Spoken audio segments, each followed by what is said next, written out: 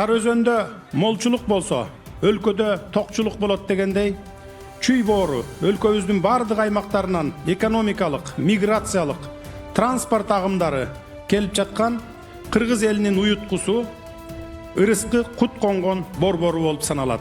Койну кенен Сары өзөн бүгүн көп улуттуу калкыбыздын мекени.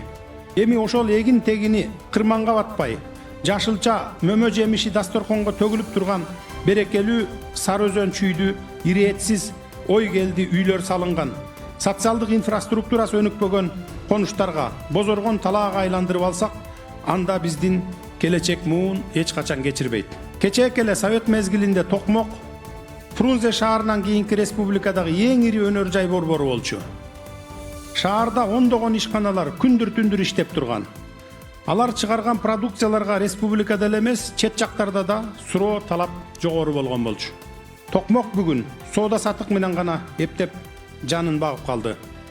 Орловка номер 1 орто мектеп 1964 жылы 964 орундуу атайын мектеп болуп салынган экен.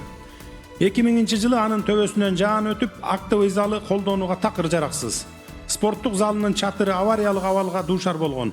Кемин аймактык ооруканасында жайгашкан төрөт бөлүмүнүн имараты 1992 жылдан бери ремонттолбой, аны колдонууга мүмкүн болбой калыптыр. Убагында кезегинде Исхак Разаков дагы ушундай эл аралаган, Султан Ибраимов дагы эл аралаган. Албетте элдин көйгөйүн чече турган Садыр Нуркожоевич, сиз президент болууга милдеттүүсүз. Бирок балам, сак бол. Сак бол, сак бол. Этеңе эрмесип, жакаңа жармасып, бүгүнкү күндө жүргөндөрдөн сак бол балам. Макул, рахмат апа.